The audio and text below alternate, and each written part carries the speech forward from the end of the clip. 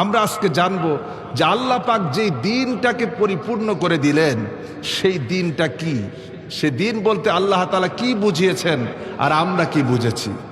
দিন যদি আমরা বুঝি, আল্লাহ যেই দিন আমাদের জন্য পরিপূর্ণ করে দিলেন, এই দিন যদি বুঝি সব ঝামেলা শেষ। দিন শব্দের এক নম্বর অর্থ হচ্ছে আইন। দিন শব্দের অর্থ হচ্ছে হুকুম। দিন শব্দের অর্থ হচ্ছে শাসন। দিন শব্দের অর্থ হচ্ছে ক্ষমতা।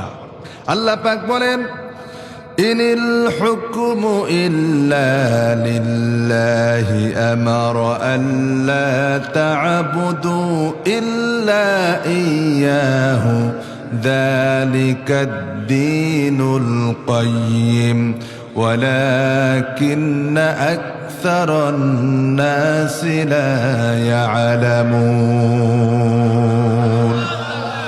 আল্লাহ রাব্বুল আলামিন বলেন, ইনিল হুকমু ইল্লা লিল্লাহ, আল্লাহ ছাড়া আইন দেওয়ার মালিক, আইন দেওয়ার ক্ষমতা, বিধান দেওয়ার ক্ষমতা, শাসন করার ক্ষমতা কেবলমাত্র রব্বুল আলামিনের। আইন দেওয়ার ক্ষমতা কার? আল্লাহ। দিনের দুই নম্বর অর্থ হচ্ছে আনুগত্য। দিনের দুই নম্বর অর্থ কি? আনুগত্য, মাথা নত করে দেওয়া। মুসলমানের মাথা নত হবে কেবলমাত্র কার সামনে? আল্লাহর সামনে। আল্লাহ রাব্বুল আলামিন বলেন, ফাদউল্লাহ মুখলিসিনা লাহুদ-দীন ওয়ালাউ কারিহাল কাফিরুন। তোমরা আল্লাহকে ডাকো, তার আনুগত্য করো, তার দাসত্ব করো, গোলামি করো, একনিষ্ঠভাবে এই দ্বীনকে খালেস ভাবে গ্রহণ করে নিয়ে আল্লাহ পাককে ডাকো। আর এই ডাকার মধ্যে কাফেরদের যতই অপছন্দ হোক না কেন, গাছালা পরা করুক না কেন, তারা মানতে পারুক আর না পারুক, মুসলমান হিসাবে গোলামি কেবলমাত্র করবে কার? আল্লাহ। দিন মানে হচ্ছে তরিকা। দিন মানে কি? দিন মানে তরিকা, দিন মানে পথ, দিন মানে পন্থা, দিন মানে জীবন ব্যবস্থা। দিন মানে কি? জীবন ব্যবস্থা, অর্থাৎ মানুষের জীবনের শুরু থেকে নিয়ে শেষ পর্যন্ত যা কিছু করবে সব জায়গায় ইসলাম অনুযায়ী, দিন অনুযায়ী করবে। ঠিক কিনা বলেন? আল্লাহ রাব্বুল আলামিন তার হাবিবকে এই পরিপূর্ণ জীবন ব্যবস্থা দেওয়ার পরে মুকাম্মাল লিজামে হায়া, কমপ্লিট কোড অফ লাইফ, এই জীবন ব্যবস্থা দেওয়ার পরে রব্বুল আলামিন তার নবীকে বলতে বলেছেন, নবী আপনি বলুন, কুল ইয়া আইয়ুহান নাসু ইন কুনতুম ফি শাক্কিম মিন দীনি ফালা আ'বুদাল্লাযীনা তাদউনা মিন দুনিল্লাহি ওয়ালাকিন আ'বুদুল্লাহাল্লাযী ইয়াতাওয়াফফাকুম ওয়া উমিরতু আন আকুনা মিনাল মুমিনিন। আল্লাহু আকবার বলেন। আল্লাহ রাব্বুল আলামিন বলেন, নবী আপনি বলে দিন, ইয়া আইয়ুহান নাস, ও পৃথিবীর মানব সকল। আল্লাহ পাক তার হাবিবকে বলতে বলেছেন, নবী আপনি বলে দিন, ও পৃথিবীর মানব সকল, ইন কুনতুম ফি শাক্কিম মিন দীনি, আল্লাহ আমাকে যে জীবন ব্যবস্থা দিয়েছেন, আল্লাহ আমাকে যে শরীয়ত দিয়েছেন, আমাকে যে দিন ইসলাম দিয়েছেন, পরিপূর্ণ জীবন বিধান দিয়েছেন, যেই তরিকা দিয়েছেন, যেই পথ দিয়েছেন, এ ব্যাপারে যদি তোমাদের কোনো সন্দেহ থাকে তবে মনে রেখো, ফা'বুদুল্লাহ, আমি আল্লাহ ছাড়া কারো, তা'বুদুনা মিন দুনিল্লাহ, আমি আল্লাহ ছাড়া কারো গোলামি করতে পারি না। দিন শব্দের 4 নম্বর অর্থ হচ্ছে প্রতিদান। দিন শব্দের মানে কি? প্রতিদান দিবস, অর্থাৎ কিয়ামতের দিন। 5 ওয়াক্ত নামাজের মধ্যে আমরা পড়ি মালিকি ইয়াউমুদ্দিন, প্রতিদান দিবসের মালিক, ক্ষমতাধর, অধিক ক্ষমতাধর আল্লাহর চাইতে শ্রেষ্ঠ ক্ষমতাধর তার কেউ নেই, আছে নাকি? নাই। সেই কিয়ামতের দিনও আল্লাহ রাব্বুল আলামিন দুনিয়ার কোন মানুষকে কিয়ামত যে হবে তাতে কোনো সন্দেহ আছে? আল্লাহ রাব্বুল আলামিন বলছেন, ইন্নামা তুআদুনা লাসাদিক ওয়া ইন্নাদ-দীনা লাওয়াকি'। আল্লাহর ওয়াদা তো সত্য, আর কিয়ামতের দিন বিচার দিবস প্রতিষ্ঠিত হবে, এতে কোনো সন্দেহ নাই। তার মানে আমরা আজকের আলোচনা থেকে জানলাম, দিন মানে হচ্ছে আইন। দিন মানে কি? দিন মানে আইন, দিন মানে আনুগত্য, দিন মানে জীবন ব্যবস্থা, দিন মানে তরিকা, দিন মানে শাসন, দিন মানে ক্ষমতা, দিন মানে পরকালের দিন। সুতরাং রব্বুল আলামিন আগের তিনটা মেনে পরকালটাকে যদি মানতে পারি, আগের তিনটাকে যদি মানতে পারি, তাহলে পরকালের দিনটা আমাদের জন্য সহজ হয়ে যাবে। ঠিক কিনা বলেন? আগের তিনটা যদি মানি তাহলে পরকালে মুক্তিটাও আমাদের জন্য সহজ হবে। আউযু বিল্লাহি মিনাশ শাইতানির রাজীম। বিসমিল্লাহির রাহমানির রাহিম। اليوم أكملت لكم دينكم وأتممت عليكم نعمتي ورضيت لكم الإسلام دينا صدق الله العظيم وصدق رسوله النبي الكريم ونحن ذلك من الشاهدين والشاكرين والحمد لله رب العالمين। আমি আপনাদের সামনে তিলাওয়াত করেছি কোরআনে কারীমের 5 নম্বর সূরা সূরা মায়েদার 3 নম্বর আয়াতে কারিমার ছোট্ট একটি অংশ, পুরাটা না, ছোট্ট একটা অংশ তিলাওয়াত করেছি। এই অংশের ভিতরে আল্লাহ রাব্বুল আলামিন বলছেন, আল ইয়াউমা আকমালতু লাকুম, আজকের দিন আমি পরিপূর্ণ করে দিলাম তোমাদের জন্য। এই দিনকে কি পরিপূর্ণ করলাম? দিনকে পরিপূর্ণ করে দিলাম। ওয়া আতমামতু আলাইকুম নিআমাতি, এবং আমার নিয়ামত দিয়ে তোমাদেরকে ধন্য করলাম। দিন দিলাম আর আমার নিয়ামত দিলাম। সেই নিয়ামতটা কি আর দিনটা কি? আল্লাহ জবাব দিচ্ছেন, ওয়ারাদিতু লাকুমুল ইসলাম দীনা, আর তোমাদের জন্য দিন হিসাবে, নিয়ামত হিসেবে মনোনীত করলাম ইসলামকে। জোরে কোন সুবহানাল্লাহ। আমাদের জন্য মনোনীত দিন কোনটা? ইসলাম। এখন ইসলামটা যে দিন, দিন যে ইসলাম, এই দিন বোঝার মধ্যে আমাদের যত সমস্যা, ঠিক কিনা বলেন? দিন এটাই আমরা বুঝতে পারি নাই। আমরা মনে করি দিন মানে ধর্ম। ইসলাম তো শুধু গতানুগতিক কোনো ধর্ম না। ধর্ম গতানুগতিক, দুনিয়ার অন্যান্য ধর্মের মতো ইসলাম গতানুগতিক কোনো ধর্ম না, যে শুধুমাত্র হিন্দুদের মতো 12 মাসে 13 পূজা দিলেন আর হিন্দু হয়ে গেলেন, তা তো না। মুসলমান তো এমন না, ইসলাম তো এমন না যে দৈনিক 5 বার মসজিদে গেলেন, রমজান মাস আসলে রোজা রাখলেন, আর বছরে একবার যাকাত দিলেন, জীবনে একবার হজ করলেন আর মুসলমান হয়ে গেলেন। এতটুকুন মুসলমান হওয়ার জন্য যথেষ্ট নয়।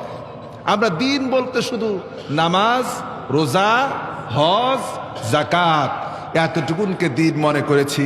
এর বাইরে আরো যে কিছু আছে সেটাকে বোঝার চেষ্টা করিনি। তার মানে হলো দিনকে, দিন মানে শুধু ধর্ম মনে করেছি। এটাই হচ্ছে আমাদের সবচাইতে বড় সমস্যা। আমরা আজকে জানবো যে আল্লাহ পাক যেই দিনটাকে পরিপূর্ণ করে দিলেন, সেই দিনটা কি, সে দিন বলতে আল্লাহ তাআলা কি বুঝিয়েছেন আর আমরা কি বুঝেছি। আর পরিপূর্ণ করলেন কখন?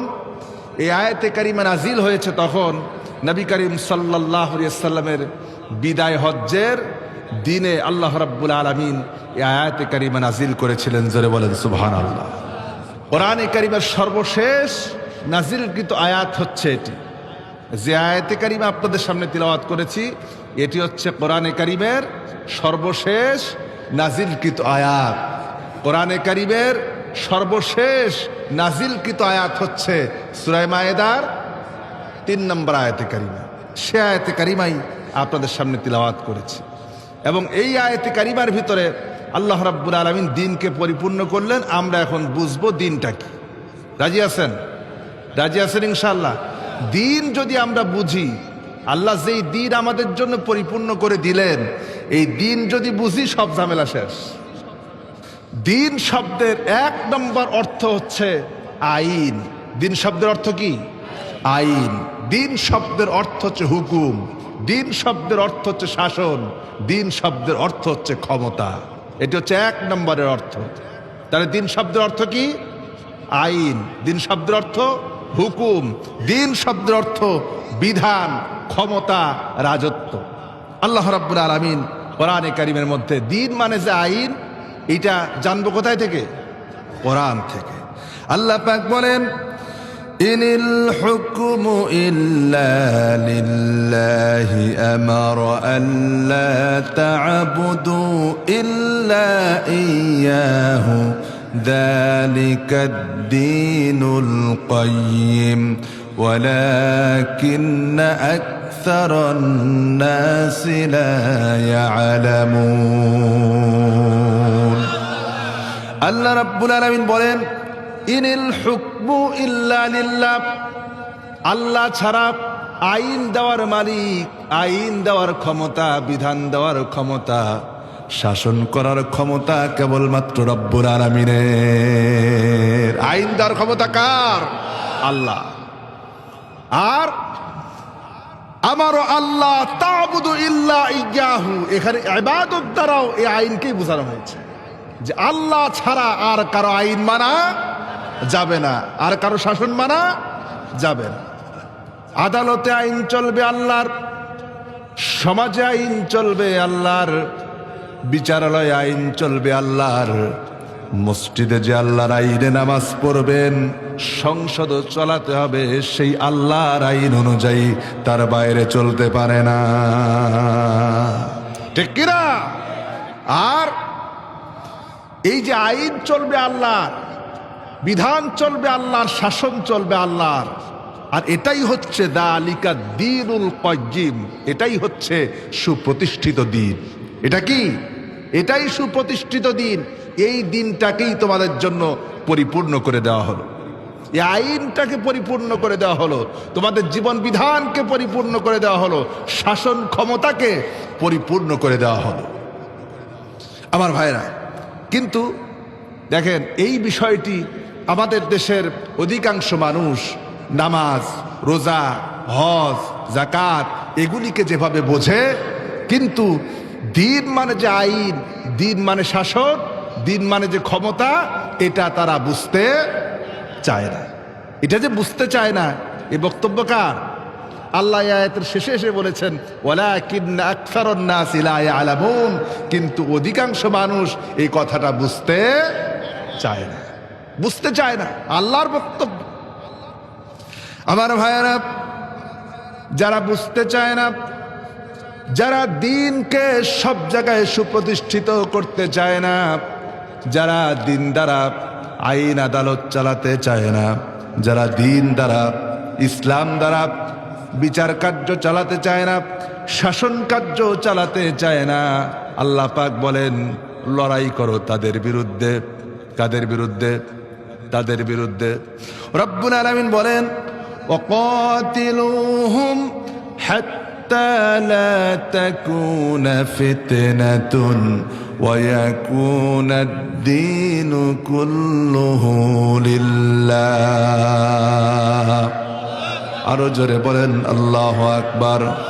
আল্লাহ রাব্বুল আলামিন বলেন, লড়াই করো, সংগ্রাম করো, জিহাদ করো ততক্ষণ পর্যন্ত যতক্ষণ পর্যন্ত মানুষের তৈরি করা রাজনীতি, মানুষের তৈরি করা অর্থনীতি, মানুষের তৈরি করা সংবিধান, মানুষের তৈরি করা আইন সমাজ থেকে দূরীভূত না হয়, আর আল্লাহর আইন দ্বারা সমাজে প্রতিষ্ঠিত না হয়, লড়াই করতে থাকো ততক্ষণ পর্যন্ত। জোরে বলেন সুবহানাল্লাহ।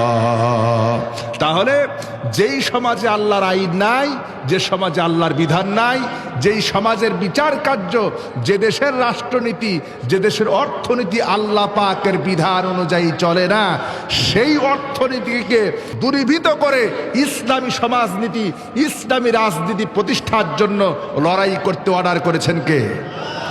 যেহেতু আল্লাহ অর্ডার করেছেন, এইটা মনে হয় নফল, হ্যাঁ এইটা ফরজ। এইটা যে ফরজ আমি জানি, দেশের অন্য কোনো জেলার লোক না বুঝলেও সাতক্ষীরার লোক ভালো বোঝে। ঠিক কিনা বলেন? এবং আমি তো আশা করি, আমি তো মনে করি, মাঝে মধ্যে বলি, বিশেষ করে চট্টগ্রাম অঞ্চল ইসলামী আন্দোলনের অনেক ভালো অবস্থা আছে, সেখানে আবার কিছু ভণ্ড আছে, সেখানে ভণ্ডদের আখড়াও আছে। কিন্তু সাতক্ষীরা আলহামদুলিল্লাহ এখানে এমন একটি অঞ্চল যেখানে ভণ্ডদের আস্থানা নাই। ঠিক কিনা বলেন?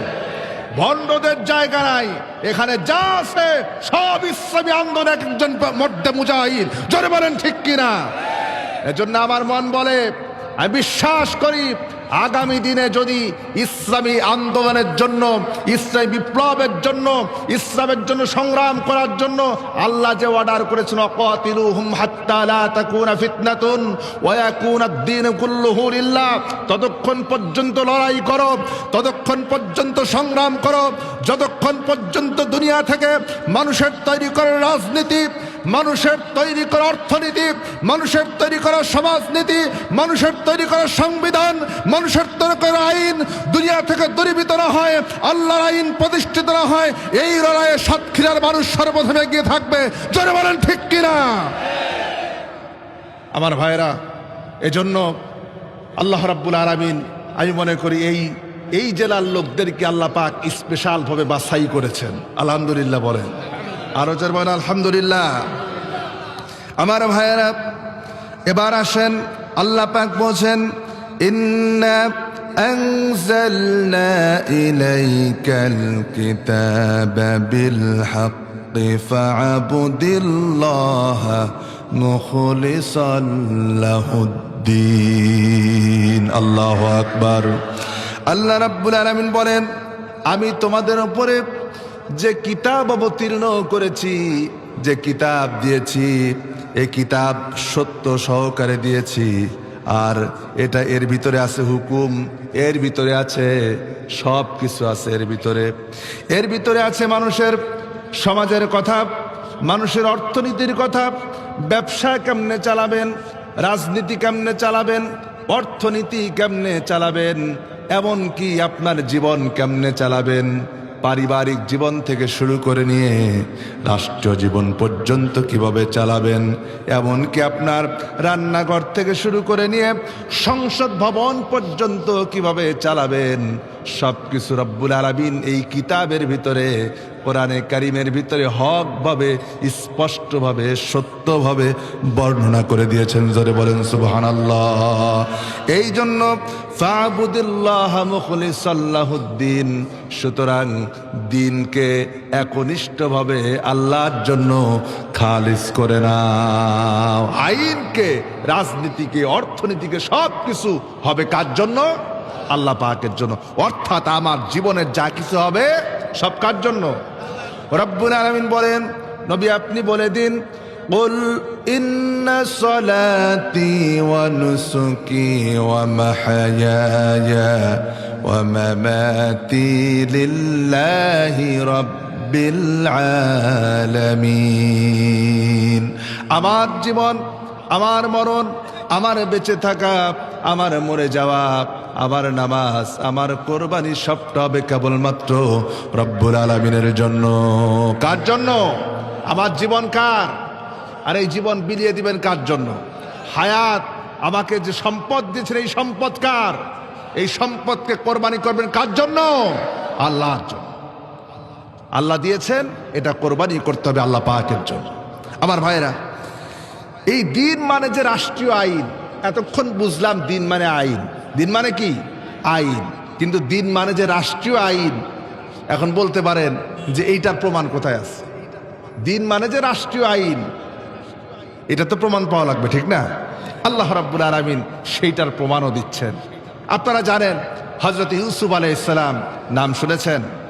হযরত ইউসুফ আলাইহিস সালাম, তিনি, আল্লাহ পাক তাকে মিশরের খাদ্যমন্ত্রী বানিয়েছিলেন। জানেন না আপনারা? ঘটনা জানেন। হযরত ইউসুফ আলাইহিস সালাম যখন তিনি খাদ্যমন্ত্রী হলেন, খাদ্যমন্ত্রী হওয়ার পরে আল্লাহ পাক রাজ্যের ভিতরে দুর্ভিক্ষ দেখা দিল।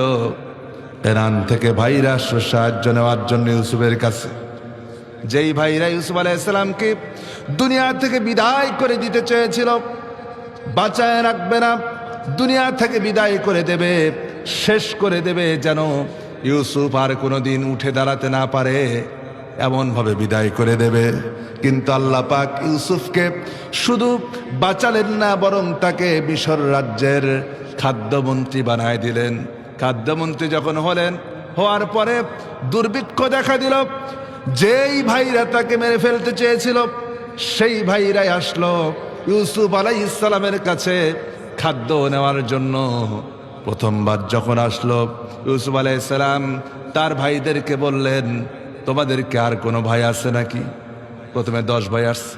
কোরআনে কারীমের ভিতরে সূরা ইউসুফ পড়ে দেখবেন, সূরা ইউসুফ এমন একখানা সূরা, যেই সূরা সম্পর্কে আল্লাহ পাক আহসানুল কসাস বলেছেন। পৃথিবীর মানুষের জন্য সবচাইতে উত্তম ঘটনা বর্ণনা করেছেন এই সূরার মধ্যে। ইউসুফ আলাইহিস সালামের ঘটনা, যার থেকে সামাজিক শিক্ষা আছে, রাষ্ট্রীয় শিক্ষা আছে, আচরণের শিক্ষা আছে, সব শিক্ষা আছে। হযরত ইউসুফ আলাইহিস সালাম যখন তাদেরকে প্রশ্ন করলেন, তোমাদের আর কোনো ভাই আছে নাকি? তারা বলল, হ্যাঁ আছে। এবার ইউসুফ আলাইহিস সালাম বললেন, দ্বিতীয়বারে যদি খাদ্য নিতে আসো তাহলে ওই ভাইকেও সঙ্গে করে নিয়ে আসবা। দ্বিতীয়বারে যখন আসলো খাদ্য নেওয়ার জন্য, ইউসুফ আলাইহিস সালামের মনের বাসনা হলো তিনি তার ভাইকে নিজের কাছে রেখে দেবেন, বিনিয়ামিনকে নিজের কাছে রাখবেন। কিন্তু কিভাবে রাখবেন? উপায় তো নাই। এই জন্য রাষ্ট্রীয় কোষাগার থেকে, রাষ্ট্রীয় কোষাগারে কোনো একটা সম্পদ তার সকল ভাইদের মধ্য থেকে বিনিয়ামিনের বস্তার মধ্যে ঢুকাই দিল। আর তারা যখন চলে যাচ্ছিল, যাওয়ার সময় হযরত ইউসুফ আলাইহিস সালাম তাদের দারোয়ানদেরকে বললেন, তাদেরকে ধরো আর তাদের বস্তা চেক করো। আল্লাহ রাব্বুল আলামিন কোরআনে কারীমের সূরা ইউসুফের ৭৬ নম্বর আয়াতে আল্লাহ পাক সেই ঘটনা বর্ণনা করেছেন। আল্লাহ পাক বলেন, ফাবাদা বিআউইয়াতিহিম ক্বাবলা বিআই আখি সুম্মা ইস্তাখরাজাহা মিন বিআই আখি كذلك كدنا ليوسف ما كان ليأخذ أخاه في دين الملك الله أكبر বলেন। আল্লাহ রাব্বুল আলামিন বলেন, হযরত ইউসুফ আলাইহিস সালাম ওই 11 ভাইয়ের মধ্যে আগে 10 ভাইয়ের বস্তা চেক করালেন, কিন্তু তাদের বস্তা চেক করে কোনো কিছুই পাওয়া গেল না। এমনকি যখন ছোট ভাইয়ের বস্তাটা চেক করালো, তার থেকে রাষ্ট্রীয় সম্পদটা বের হয়ে আসলো। বের হয়ে আসার পরে আল্লাহ রাব্বুল আলামিন বলছেন, কাযালিকা কিদনা লিইউসুফা।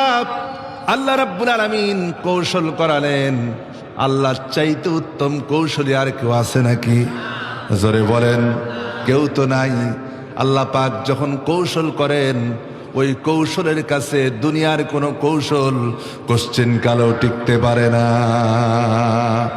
কত কৌশল তো অবলম্বন করলো বিগত সরকার, জালিম জুলুম করে অত্যাচার করে আলেমদেরকে বিদায় করার জন্য, ইসলামী আন্দোলনকে নিভিয়ে দেওয়ার জন্য, ইসলামী আন্দোলনকে শেষ করে দেওয়ার জন্য এমন কোনো কৌশল অবলম্বন নাই যে করে নাই।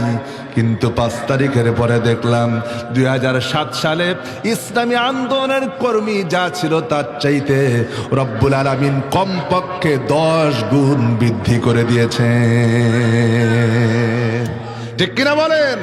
সুতরাং কোন কৌশল করে ইসলামকে দাবিয়ে রাখা যায় না। আল্লাহ রাব্বুল আলামিন কৌশল করলেন। হযরত ইউসুফ আলাইহিস সালাম তিনি তার ভাইয়ের বস্তার ভিতর থেকে যখন বের হলো, আল্লাহ পাক বলছেন, যদি ওই কৌশলটা যদি অবলম্বন না করতেন, মিশর রাজ্যের যে আইন, মিশর রাজ্যের যে ক্ষমতা, আল্লাহ পাক বলছেন, মা কানা লিয়াখুযু আখাহু ফি দীনিল মালিক। খুব ভালো করে বোঝেন, দীনিল মালিক অর্থাৎ মিশরের আইন। কিসের আইন? রাজ্যের আইন। এই রাজ্য বলতে মালিক মানে রাজ্য, এই রাজ্য বলতে মিশর রাজ্য, দিন মানে আইন। অর্থাৎ মিশর রাজ্যের আইন অনুযায়ী, বিধান অনুযায়ী, বিচার অনুযায়ী ইউসুফ আলাইহিস সালাম এমনি এমনি তার ভাইকে রাখতে পারতেন না যদি কৌশল না করতেন। ঘটনা বলা আমার উদ্দেশ্য না, আমার উদ্দেশ্য হচ্ছে এটাই বোঝানো। রব্বুল আলামিন কোরআন কারীমের ভিতরে স্পষ্ট করে দিলেন দিন মানে হলো রাষ্ট্রীয় আইন। কোন আইন? জোরে বলেন, কোন আইন? আল্লাহ পাক বলছেন দিন মানে হলো রাষ্ট্রীয় আইন। কিন্তু আপনারা বলেন আমরা কি দিনকে রাষ্ট্রীয় আইন হিসেবে গ্রহণ করতে পেরেছি নাকি? আল্লাহ রাব্বুল আলামিন যা নাজিল করেছেন বিদায় হজ্জের দিনে, আল ইয়াউমা আকমালতু লাকুম দীনাকুম, আমি তোমাদের জন্য তোমাদের রাষ্ট্রীয় আইনটাকে পরিপূর্ণ করে দিলাম।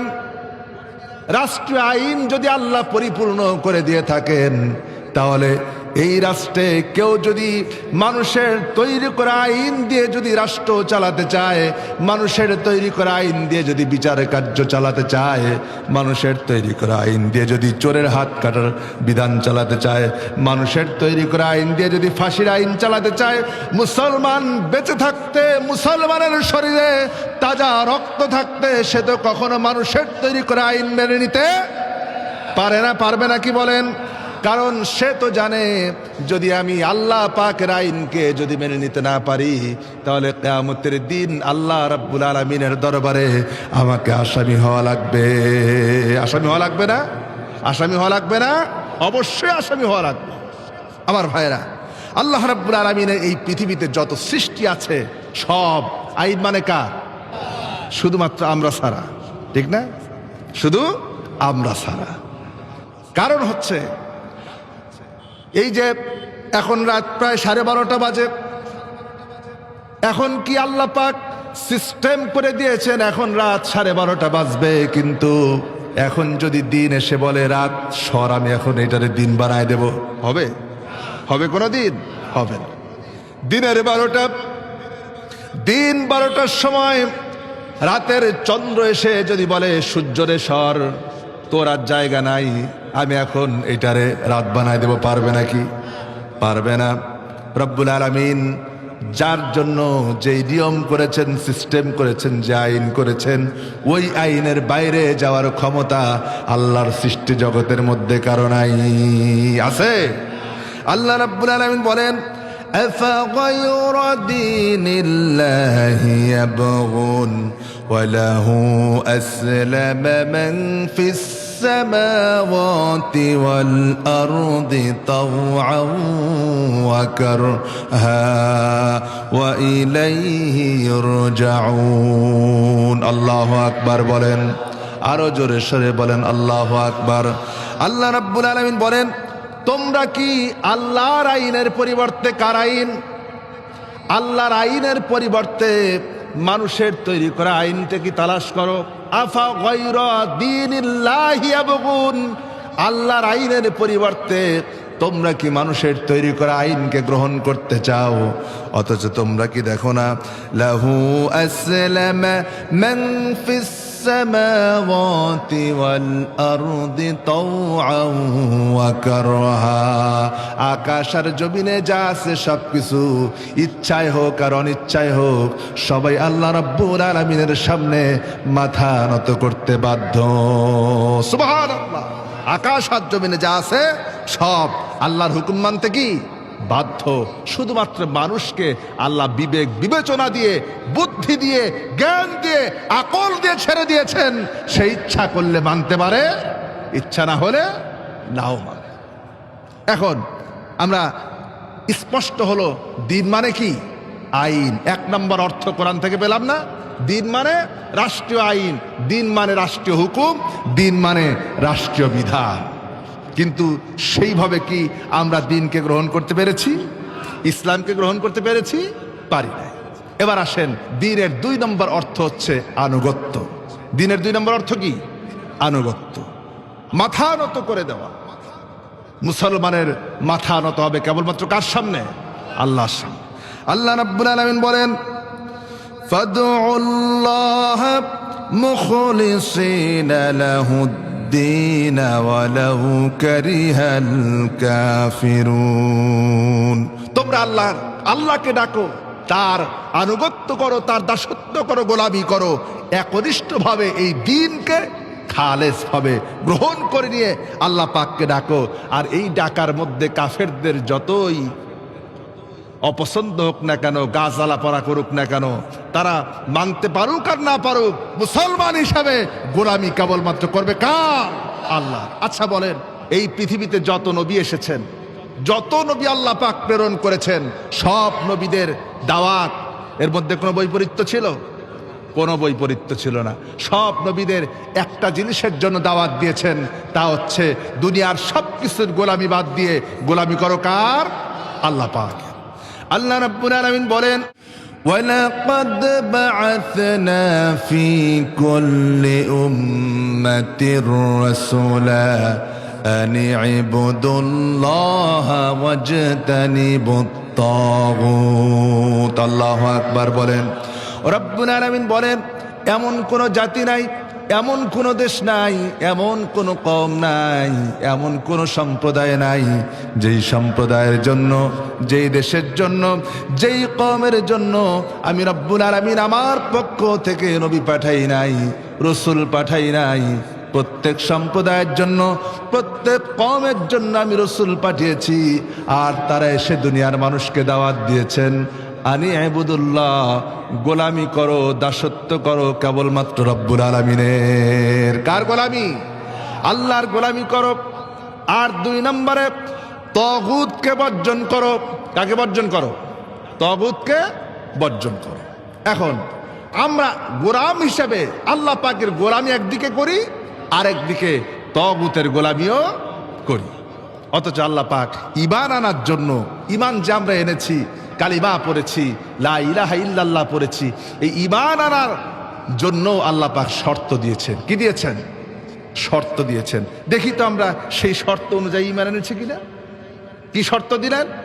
কোরআনে কারীমের সূরা বাকারার 256 নম্বর আয়াতে আল্লাহ রাব্বুল আলামিন বলেন, ফামান ইয়াকফুর বিত-তাগুতি ওয়া ইউমিন বিল্লাহি ফাকাদ استمسك بالعروة الوثقى لا انفصام لها والله سميع عليم। الله أكبر বলেন। আল্লাহ রাব্বুল আলামিন বলেন, ফামান ইয়াকফুর বিত-তাগুত, ঈমান আনার আগে তাগুতকে অস্বীকার করো। কি করো? তাগুতকে অস্বীকার করো। ওয়া ইউমিন বিল্লাহ, তারপরে ঈমান আনো। আগে ঈমান আনতে বলেন নাই, আগে ঈমান না, আগে তাগুতকে অস্বীকার করো, তাগুতের ঘাড়ে লাথি মারো, তাকে বিদায় করে দাও, তারপর ঈমান আনো। তাহলে সেই ঈমানটা কেমন হবে? সেই ঈমান এমন মজবুত হবে, এমন মজবুতভাবে আঁকড়ে ধরা হবে, যা ছিঁড়ে যাবার নয়, ভেঙে যাবার নয়, আলাদা হবার নয়। এমন মজবুত রশ্মি তুমি ধারণ করলে যা আলাদা হবে না। কিন্তু আমাদের ঈমানের অবস্থা হচ্ছে টলমলে, কারণ আমরা একদিকে তাগুতকে মেনে নিয়েছি, অন্যদিকে ঈমান এনেছি। আমরা একদিকে তাগুতকে মেনে নিয়েছি, অন্যদিকে ঈমান এনেছি। এই জন্য আমাদের ঈমানের অবস্থা হচ্ছে টলমলে, যে কোন দিকে যাই ঠিক পাই না। ঠিক কিনা বলেন? আমার কথা বুঝতে আপনাদের কষ্ট হচ্ছে? এই সময় হবে একটু ঝুমকার, নয় একটু সঙ্গীতের সুর, না হয় মানে এখন তো ওয়াজের সিস্টেমই হয়ে গেছে এইরকম, কেউ এসে মানে পুরা মাঠ গরম করে দেবে, যেটার মধ্যে কোনো ফায়দা নাই। আবার কেউ এসে সরকারের আচ্ছা মতো ঝাড়বে, কেউ এসে সঙ্গীত বলবে। ওয়াজ হয়েছে এরকম, তাফসির মাহফিলে প্রকৃত তাফসির আজ পাওয়া যায় না। ঠিক কিনা বলেন? এজন্য আমাদের মনটাও হয়ে গেছে এরকম, যে বক্তা মানে সারাদিন এত ওয়াজ করলো, ওয়াজ করার পরে যখন জিজ্ঞেস করা হয় শ্রোতারে, বক্তা কেমন ওয়াজ করলো, ফাটাফাটি। কি বিষয়, কি বিষয়ে যে করলো এটা তো জানি না, কোনো বিষয় নাই, আগা নাই, মাথা নেই, ওয়াজ শেষ 2 ঘন্টা। ঠিক কিনা বলেন? এখনকার অধিকাংশ ওয়াজ ওইগুলি হয়ে গেছে এইরকম। আমার ভাইয়েরা, আল্লাহ রাব্বুল আলামিন কোরআনে কারীমের অন্য জায়গায় বলেছেন, ওয়াল্লাযীনা ইজতানিবুত الطاغوت أن يعبدوها وأنابوا إلى الله لهم البشرى فبشر عباد। الله أكبر বলেন। আল্লাহ রাব্বুল আলামিন বলেন, প্রথম শর্ত দিলেন ইবাদত করার আগে তাগুতের অনুসরণ থেকে দূরে থাকো, তাগুতের গোলামি থেকে দূরে থাকো, তারপরে আল্লাহর গোলামি করো, আল্লাহর দাসত্ব করো। তাহলে ওই বান্দার জন্য আল্লাহ পাক সুসংবাদ দিচ্ছেন। সুসংবাদ তো ওই বান্দার জন্য যেই বান্দা আগে তাগুতের গোলামি থেকে দূরে থাকে, তারপরে আল্লাহ পাকের গোলামি করে। সুসংবাদ কেবলমাত্র তার জন্য। এখন একদিকে তাগুতের গোলামিও করলেন, অন্যদিকে আল্লাহর গোলামিও করলেন, সুসংবাদ কি পাওয়া যাবে নাকি? জোরে বলেন, পাওয়া যাবে? পাওয়া যাবে না। এবার আসুন তাগুতটাকে বুঝি। মুফাসসিরিনে কেরাম তাগুত সম্পর্কে কি বলেছেন জানার দরকার আছে না নাই? মুফাসসিরিনে কেরাম তাগুত শব্দের 1 নম্বর অর্থ করেছেন শয়তান। 1 নম্বর অর্থ কি? শয়তান। শয়তানের অনুসরণ করো না, শয়তানের অনুকরণ করো না।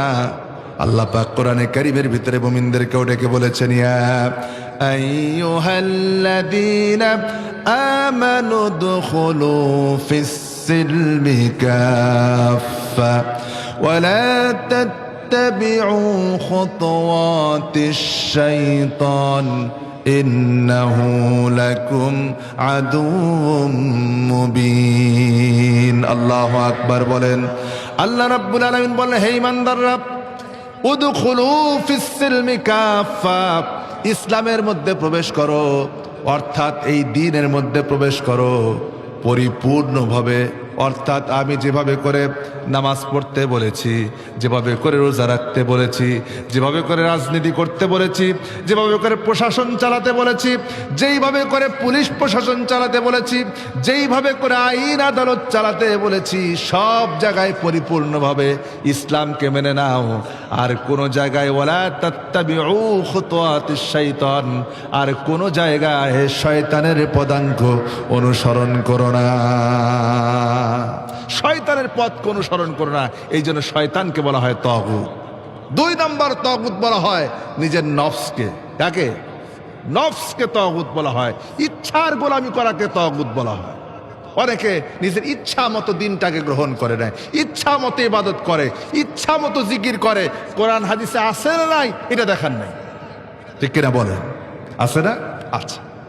আল্লাহ রাব্বুল আলামিন কোরআনে কারীমের মধ্যে বলেছেন, فَأَمَّا مَنْ خَافَ مَقَامَ رَبِّهِ وَنَهَى النَّفْسَ عَنِ الْهَوَى فَإِنَّ الْجَنَّةَ هِيَ الْمَأْوَى।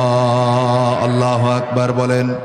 যারা নাকি আপন প্রভুর সামনে, রব্বুল আলামিনের সামনে দণ্ডায়মান হওয়াকে ভয় করে, ওয়ানাহান নাফসা আনিল হাওয়া, আর নফসের অনুসরণ করে না, নফসের গোলামি করে না, নিজের ইচ্ছা অনুযায়ী শাসন কার্য চালায় না, নিজের ইচ্ছা অনুযায়ী বিচার কার্য চালায় না।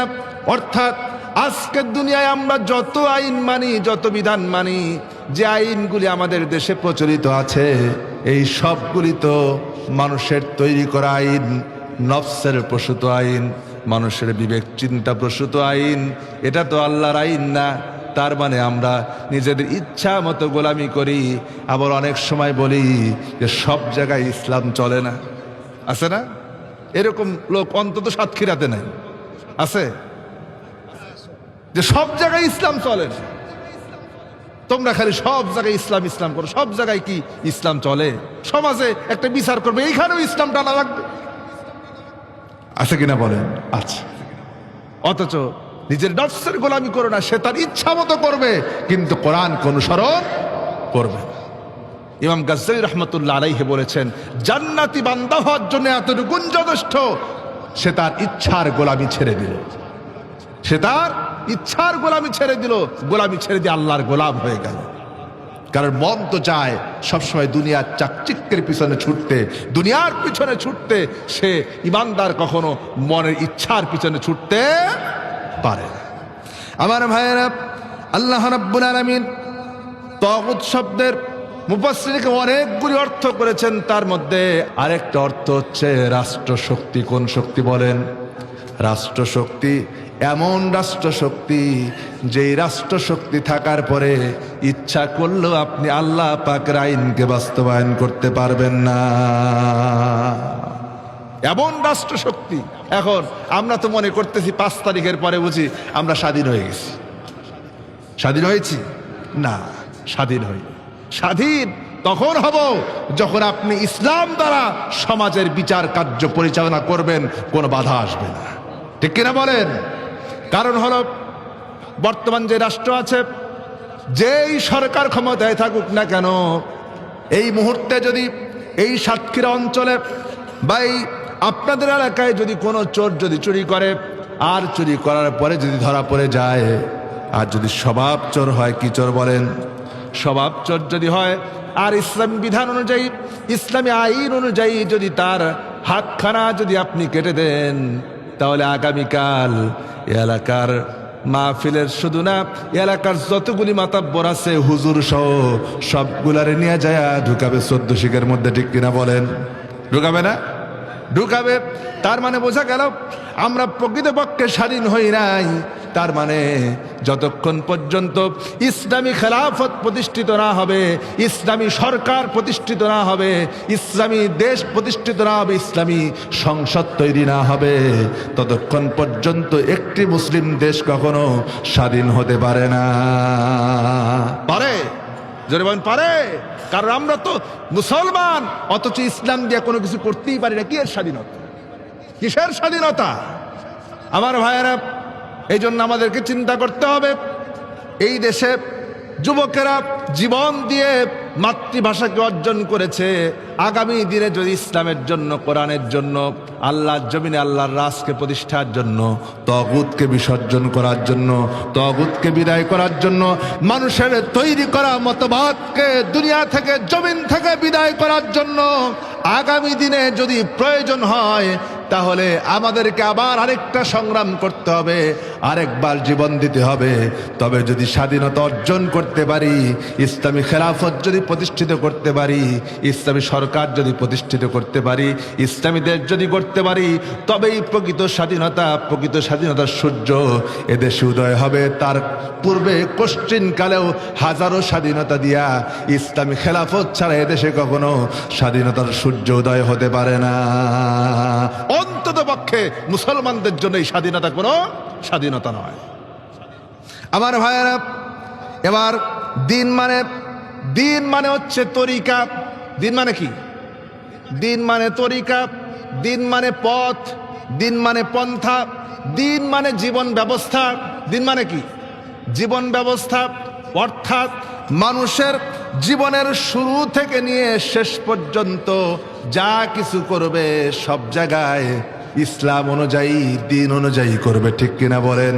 আল্লাহ রাব্বুল আলামিন তার হাবিবকে এই পরিপূর্ণ জীবন ব্যবস্থা দেওয়ার পরে মুকাম্মাল লিজামি হায়া, কমপ্লিট কোড অফ লাইফ, এই জীবন ব্যবস্থা দেওয়ার পরে রব্বুল আলামিন তার নবীকে বলতে বলেছেন, নবী আপনি বলুন, কুল ইয়া আইয়ুহান নাসু ইন কুনতুম ফি শাক্কিম মিন দীনি ফালা আ'বুদাল্লাযীনা তাদউনা মিন দুনিল্লাহি ওয়ালাকিন আ'বুদুল্লাহাল্লাযী ইয়াতাওয়াফফাকুম ওয়া উমিরতু আন আকুনা মিনাল মুমিনিন। আল্লাহু আকবার বলেন।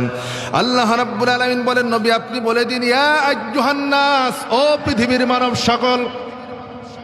আল্লাহ পাক তার হাবিবকে বলতে বলেছেন, নবী আপনি বলে দিন, ও পৃথিবীর মানব সকল, ইন কুনতুম ফি শাক্কিম মিন দীনি, আল্লাহ আমাকে যে জীবন ব্যবস্থা দিয়েছেন, আল্লাহ আমাকে যে শরীয়ত দিয়েছেন, আমাকে যে দিন ইসলাম দিয়েছেন, পরিপূর্ণ জীবন বিধান দিয়েছেন, যেই তরিকা দিয়েছেন, যেই পথ দিয়েছেন, এ ব্যাপারে যদি তোমাদের কোনো সন্দেহ থাকে, তবে মনে রেখো, তা'বুদুনা মিন দুনিল্লাহ, আমি আল্লাহ ছাড়া কারো গোলামি করতে পারি না। পারি? জোরে বলেন পারি? তার মানে হলো আমরা এই কথা বলতে পারি, বর্তমান সমাজে যত রাজনৈতিক দল আছে, ইসলাম ছাড়া, কি ছাড়া? ইসলাম ছাড়া যত রাজনৈতিক দল আছে তারা যেই জীবন আদর্শ দেয়, জীবন ব্যবস্থা দেয়, তাদেরকে আমরা কথা বলতেই পারি, যতক্ষণ পর্যন্ত তোমরা যদি মনে করো ইসলামের মধ্যে রাজনীতি নাই, ইসলামের মধ্যে সমাজনীতি নাই, এই ব্যাপারে যদি তোমাদের কোনো সন্দেহ থাকে যে ইসলামের মধ্যে রাজনীতি নাই, অনেক মানুষ তো আছে বলে কোরআনে কোনো রাজনীতি নাই, বলে না? এটা তো আল্লাহর কিতাব, এখানে আবার রাজনীতি থাকবে কেন? রাজনীতি তো দুনিয়ার মানুষের বিষয়, অর্থনীতি তো দুনিয়ার মানুষের বিষয়, এটা আল্লাহ বলবে কেন? আছে না এমন? আছে। তার মানে আল্লাহ রাব্বুল আলামিন এই জন্য তার হাবিবকেও বলতে বলেছেন, নবী আপনি বলুন ওই লোকদেরকে, আমরা ওই লোকদেরকে বলতে চাই, যদি তোমাদের সন্দেহ থাকে যে আল্লাহ রাজনীতির বিধান দেন নাই, আল্লাহ অর্থনীতির বিধান দেন নাই, আল্লাহ সমাজনীতির বিধান দেন নাই, এ ব্যাপারে যদি তোমাদের কোনো সন্দেহ থাকে, তাহলে মনে রেখো আমি আমার জীবনে আল্লাহর দেওয়া রাজনীতি ছাড়া কারো রাজনীতি মানি না। আমি আল্লাহর দেওয়া জীবন ব্যবস্থা ছাড়া কারো জীবন ব্যবস্থা মানি না। আল্লাহর দেওয়া আইন ছাড়া, বিধান ছাড়া, আল্লাহর দেওয়া তরিকা ছাড়া কারো তরিকা মানি না। মানতে পারি? যেরকম মানতে পারি। আমাদের দেশে তো শুধু রাজনৈতিক কথা বাদ দিলাম, তরিকারও অভাব নাই। মুসলমানদের মধ্যে কত তরিকা, কেউ চিশতিয়া তরিকা, কেউ কাদরিয়া তরিকা, কেউ জাবরিয়া তরিকা, কত তরিকা আছে, আছে না? অন্তত মনে হয় এই এলাকায় নাই, আছে তরিকা নাই। বিশেষ করে এই এখান থেকে পার হয়ে, খুলনা পার হয়ে বরিশাল গেলে এই তরিকার অভাব নাই, ঠিক না? বিভাগ একটা পার হলে কত তরিকা, সর্বনাশ। তরিকার অভাব নেই, এক একজন এক এক তরিকা। এক গ্রামে 3 তরিকা নিয়ে 3 মসজিদ। এই ফরিদপুরে এক জায়গায় গেলাম, বলছে হুজুর এই গ্রামে 3 তরিকার 3 মসজিদ। মসজিদই আলাদা, তরিকা আলাদা, মসজিদ আলাদা। চিন্তা করেন। অথচ আল্লাহ পাক বান্দার জন্য তরিকা কি আলাদা আলাদা দিয়েছেন? তরিকা কয়টা? মুসলমানদের তরিকা কয়টা? একটা তরিকা, তার নাম হচ্ছে ইসলাম। তার নাম কি? ইসলাম। আল্লাহ রাব্বুল আলামিন কোরআনে কারীমের মধ্যে বলেছেন এই জন্য, আম লাহুম শুরাকা শারউ লাহুম মিনাদ-দীন মা লাম ইয়াদান বিহিল্লাহ। আল্লাহু আকবার বলেন। আল্লাহ রাব্বুল আলামিন বলেন, তাদের কি এমন কোন দেবতা আছে, অথবা এমন কোন প্রভু আছে, অথবা এমন কোন নেতা আছে, অথবা এমন কোন পীর সাহেব আছে, অথবা এমন কোন হুজুর আছে? খুব ভালো করে বোঝেন। এখানে আমলাহুম শুরা শারউ, এখানে দ্বারা শুধু দেবতা বোঝানো হয় নাই। মুফাসসিরিনে কেরাম এই অর্থ দ্বারা, যদি শুধু বাংলা কিতাবে তর্জমা পড়লে পরে পাবেন যে শারউ মানে দেবতা বোঝানো হয়েছে, তার মানে হিন্দুদের দেবতাকে বোঝানো হয়েছে, শুধু কিন্তু তা না। এই কথার দ্বারা সব দলকে বোঝানো হচ্ছে, সব তরিকার লোকদেরকে বোঝানো হচ্ছে, সব রাজনৈতিক নেতাদেরকে বোঝানো হচ্ছে, তোমাদেরকে কি এমন কোন নেতা আছে, তোমাদেরকে কি এমন কোন হুজুর আছে, তোমাদেরকে কি এমন কোন পীর আছে যারা তোমাদেরকে নিজের মতো করে তরিকা দেয়, পন্থা দেয়, আর নিজের পন্থা দিয়া বলে যে আমার তরিকায় চলো জান্নাতে যাবা? আছে না? যে যেই তরিকার উপরে আছে মনে করে আমি যেই তরিকার উপরে আছি এইটাই জান্নাতের পথ। আছে কিনা বলেন? অথচ আল্লাহ পাক বলেন, মা লাম ইয়াদান বিহিল্লাহ, এই তরিকাগুলি দেওয়ার জন্য আল্লাহ তো তাদের উপরে কোনো প্রমাণ নাজিল করেন নাই। করেছেন? এটার কোনো প্রমাণ তাদের কাছে আছে? কেউ কি কথা বলতে পারবে যে আমি যেই চিশতিয়া তরিকার উপরে আছি, আমার পীর সাহেব আল্লাহর উপরে কোনো বিধান দিয়েছেন? কোনো প্রমাণ আছে তাদের কাছে? হ্যাঁ? যারা কাদরিয়া তরিকার উপরে আছে তারা মনে হয় দিতে পারবে প্রমাণ। যারা রাজনৈতিক ব্যাপারে আসি, যারা বলে যে ইসলামের রাজনীতি নাই, যারা অন্য অন্য আদর্শ নিয়ে ব্যস্ত, কেউ তো কার্ল মার্কসের আদর্শ নিয়ে ব্যস্ত, কার্ল মার্কসের আদর্শ জমিনে প্রতিষ্ঠিত করতে চায়, কেউ তো লেনিনের আদর্শ প্রতিষ্ঠা করতে চায়, কেউ বা জমিনে জিয়ার আদর্শ প্রতিষ্ঠা করতে চায়, কেউ বা বঙ্গবন্ধুর আদর্শ প্রতিষ্ঠা করতে চায়। কিন্তু আল্লাহ বলছেন ওয়ালাম ইয়াদান বিহিল্লাহ, আল্লাহ কি তাদেরকে এই রকম কোন আদর্শ প্রতিষ্ঠার জন্য অনুমতি দিয়েছেন? হ্যাঁ? অনুমতি দিয়েছেন? দেন নাই। তাহলে কেন? আল্লাহ তো অনুমতি দেন নাই, বিধান দেন নাই, তাহলে তাদের আদর্শ প্রতিষ্ঠার জন্য তাদের তরিকা কেন প্রতিষ্ঠিত করতে চাও? আল্লাহ তো একজনকে আদর্শ মানার ব্যাপারে বিধান দিয়েছেন, তিনি হচ্ছেন মুহাম্মাদুর রাসূলুল্লাহ সাল্লাল্লাহু আলাইহি ওয়াসাল্লাম। আল্লাহ পাক বলেন, আল্লাহ রাব্বুল আলামিন বলছেন, লাকাদ কানা লাকুম ফি রাসূলিল্লাহি উসওয়াতুন হাসানা। আল্লাহ পাক বলেন, তোমাদের জন্য গ্রহণযোগ্য মহত্তম আদর্শ হতেছে তোমাদের রসুল, আর তোমাদের রসুলের ভিতরেই তোমাদের জন্য আদর্শ রয়েছে। জোরে বলেন সুবহানাল্লাহ। তার মানে পেলাম আল্লাহ রসুলকে আদর্শ মানার ব্যাপারে আদেশ দিয়েছেন, তরিকা দিয়েছেন। আর ইসলাম কেবলমাত্র রসুল্লাহর তরিকা, রসুল্লাহর আদর্শ অনুযায়ী চলে। দুনিয়ার কোনো পীর সাহেবের তরিকার নীতি দিয়ে ইসলাম চলে না, ঠিক কিনা? দুনিয়ার কারো নীতি দিয়া, কারো বিধান দিয়া, কোন নেতার আদর্শ দিয়া ইসলাম চলে না। ইসলাম চলে কেবলমাত্র বিশ্বনবী মুহাম্মদুর রাসূলুল্লাহ সাল্লাল্লাহু আলাইহি ওয়াসাল্লামের নীতি এবং আদর্শের ভিত্তিতে। যদি বলেন ঠিক কিনা? কিন্তু এই জিনিসটাই আজকে বুঝতে চায় না অনেক। এক নেতা বলল যে এদেশে নাকি যারা ইসলামকে প্রতিষ্ঠিত করতে চায়, ইসলাম রাষ্ট্রীয় ক্ষমতায় যাক, ইসলাম সংসদে যাক, এইটা যারা চায় তারা নাকি ধর্ম ব্যবসায়ী, আর উনারা নাকি বড্ড ধার্মিক, নিজেকে ধার্মিক বলে পরিচয় দিচ্ছেন, আর আমরা নাকি ধর্ম ব্যবসায়ী। আল্লাহ রাব্বুল আলামিন কোরআনে কারীমের ভিতরে বলেছেন, তাদেরকে তো অনুমতি দেওয়া হয় নাই। শুধু তাই না, আল্লাহ পাক বলেন, ওয়ালাউলা কালিমাতুল ফাসলি লাকুদিয়া বাইনাহুম ওয়া ইন্নায-যালিমিনা লাহুম আযাবুন আলীম। আল্লাহর পক্ষ থেকে কিয়ামতে যে একটা ফয়সালা হবে, এই যে এই কথাগুলি যারা বলে, এই কথাগুলি যারা বলে যে আমরা হচ্ছে আসল ধার্মিক, করে মানুষের তৈরি করা রাজনীতি, করে মানুষের তৈরি করা সমাজনীতি, করে মানুষের তৈরি করা অর্থনীতি, চায় মানুষের তৈরি করা আদর্শকে জমিনে প্রতিষ্ঠিত করতে চায়, আর তারা নিজেদেরকে বলে আমরা হচ্ছি সেরা ধার্মিক। আবার এইটা নিয়ে চ্যালেঞ্জও করে, বলছে যে যত বড় হুজুর আসে আসুক, আমি চ্যালেঞ্জ করব। জোরে বলেন নাউজুবিল্লাহ। আল্লাহ পাক বলছেন, যদি কিয়ামতে যে একটা ফয়সালা হবে সেটা যদি না থাকতো, তাহলে তাদের ব্যাপারে দুনিয়াতেই সিদ্ধান্ত হয়ে যেত। কিন্তু আমি আল্লাহ তড়িৎ ঘড়ির সিদ্ধান্ত নেই না।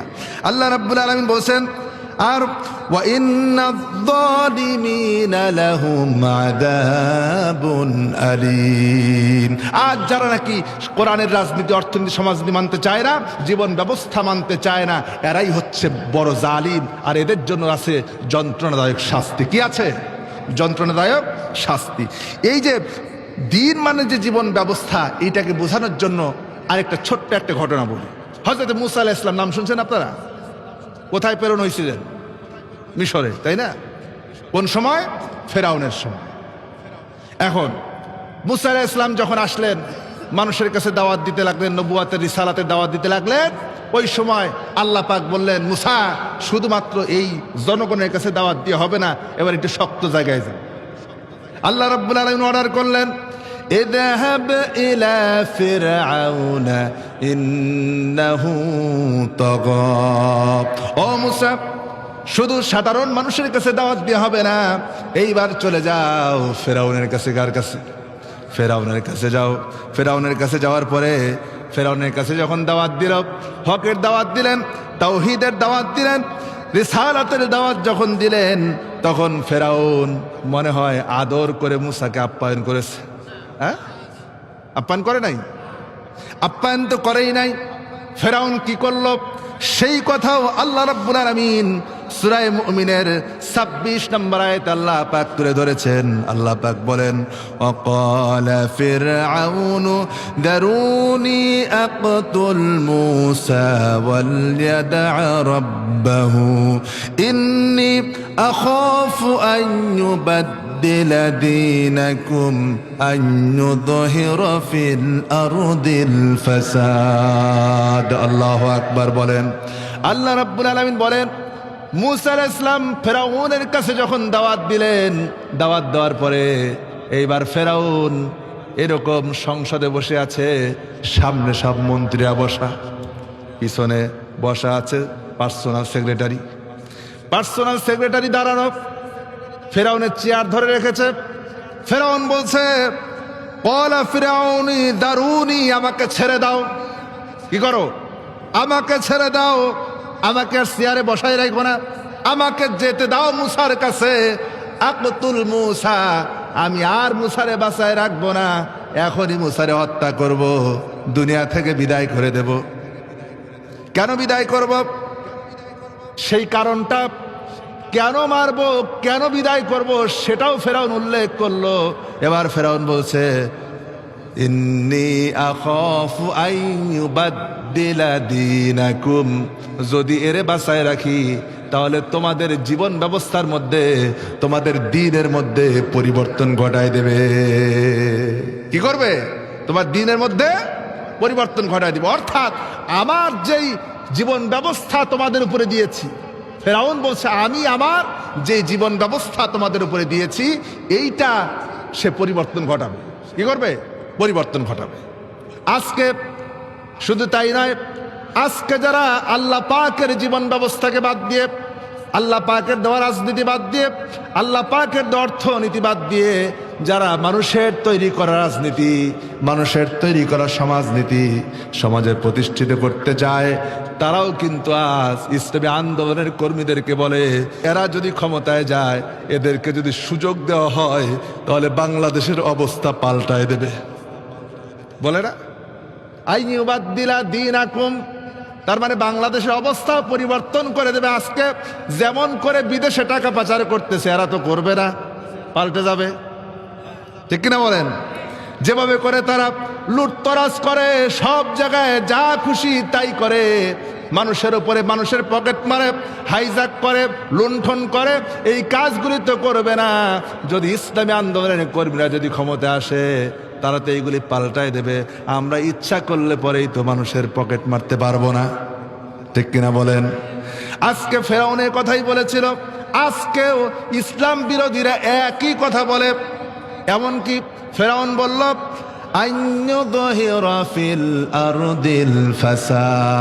আর মুসাকে যদি ছেড়ে দেই তাহলে মুসা এই মিশরের মধ্যে বিশৃঙ্খলা করবে, সে ফাসাদ সৃষ্টি করবে, এই জমিনের উপরে সে বিপর্যয় সৃষ্টি করবে। আসলে বলেন, আল্লাহ পাকের কোন নবী কি দুনিয়ায় বিপর্যয় সৃষ্টি করার জন্য এসেছেন নাকি শান্তি প্রতিষ্ঠার জন্য এসেছেন? কেন এসেছেন? বিপর্যয় সৃষ্টি করার জন্য নাকি শান্তি প্রতিষ্ঠার জন্য? শান্তি প্রতিষ্ঠার জন্য নবীরা এসেছেন। আর তারা বলছে কি? ফেরাউন বলল, মুসাকে যদি ছেড়ে দাও তাহলে সে বিপর্যয় করবে। আজকেও যখন মানে আমাদের দেশে অন্যান্য রাজনৈতিক দলগুলি দেখবেন, যখন একটু ভাব দেখতেছে যে ইসলামী দলগুলি এই বুঝে এক হয়ে গেল, এই বুঝি ইসলামী আন্দোলনের অন্যান্য দলগুলি এক হয়ে গেল, যদি হয় মানে হয়ে বুঝি দেশে একটা বিশৃঙ্খলা করবে, একটা বিপর্যয় করবে, এ কথা বলছে না? মানে তারা মনে করছে যে এরা মনে হয় দেশে কোনো একটা হট্টগোল বাঁধাবে, বিপর্যয় করবে। অনুরূপভাবে ফেরাউন যা বলছিল, আজকের ইসলাম বিরোধীরাও সেই একই কথা বলে। তার মানে ফেরাউনের বক্তব্য আর তাদের বক্তব্যের মধ্যে কোনো পার্থক্য নাই।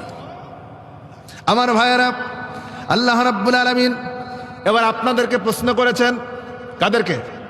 আমাদেরকে প্রশ্ন করতেছেন। আল্লাহ রাব্বুল আলামিন এবার আমাদেরকে প্রশ্ন করতেছেন, আফা হুকুমুল জাহিলিয়াতি ইয়াবগুন ওয়া মান আহসানা মিনাল্লাহি হুকমান লিকাওমিন ইউকিনুন। ও মুসলমানরা, আফা হুকুমুল জাহিলিয়াতি ইয়াবগুন, এই যে সব দিনটাকে স্পষ্ট করে দিলাম, জীবন বিধান দিলাম, আইন দিলাম, শাসন দিলাম, সব দিলাম। আল ইয়াউমা আকমালতু লাকুম দীনাকুম, আমি আমার দিনকে পরিপূর্ণ করে দিলাম। এটার পরেও কি তোমরা আফা হুকমুল জাহিলিয়াতি ইয়াবগুন, মানুষের তৈরি করা জাহালাতকে খুঁজতে চাও? মানুষের তৈরি করা জাহালাতের পিছনে ছুটতে চাও?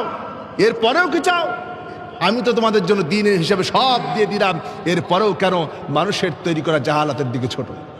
মানুষের তৈরি করা রাজনীতির পিছনে কেন ছোট? মানুষের তৈরি করা অর্থনীতির পিছনে কেন ছোট? যে অর্থনীতি, যেই রাজনীতি, যেই সমাজনীতি তোমাকে কোনোদিন শান্তি দিতে পারবে না। আল্লাহ রাব্বুল আলামিন অথচ বলছেন, ওয়ামান আহসানা মিনাল্লাহি হুকমা, ইমানদারদের জন্য আল্লাহ যে আইন দিয়েছেন এর চাইতে শ্রেষ্ঠ আইন আর কি হতে পারে? আহা, আল্লাহ নিজেই বলছেন, আল্লাহ পাক প্রশ্ন করার পরে আল্লাহ নিজেই বলছেন, ওই ইমানদাররা, আমি আল্লাহ যে আইন দিলাম, আমি আল্লাহ যে জীবন ব্যবস্থা দিলাম, আমি আল্লাহ যে বিচার ব্যবস্থা দিলাম, এর চাইতে সুন্দর ব্যবস্থা আর কি চাও তোমরা? সুবহানাল্লাহ। এরপরেও আমরা বুঝি না এই কারণে যেহেতু আমরা কোরআনটাকে বুঝে পড়ার চেষ্টাই করি না। দিন শব্দের 4 নম্বর অর্থ হচ্ছে প্রতিদান। দিন শব্দের মানে কি? প্রতিদান দিবস, অর্থাৎ কিয়ামতের দিন। 5 ওয়াক্ত নামাজের মধ্যে আমরা পড়ি মালিকি ইয়াউমুদ্দিন, প্রতিদান দিবসের মালিক, ক্ষমতাধর, অধিক ক্ষমতাধর আল্লাহর চাইতে শ্রেষ্ঠ ক্ষমতাধর তার কেউ নেই, আছে নাকি? নাই। সেই কিয়ামতের দিনও আল্লাহ রাব্বুল আলামিন দুনিয়ার কোন মানুষকে কিয়ামত যে হবে তাতে কোনো সন্দেহ আছে? আল্লাহ রাব্বুল আলামিন বলছেন, ইন্নামা তুআদুনা লাসাদিক ওয়া ইন্নাদ-দীনা লাওয়াকি'। আল্লাহর ওয়াদা তো সত্য, আর কিয়ামতের দিন বিচার দিবস প্রতিষ্ঠিত হবে, এতে কোনো সন্দেহ নাই।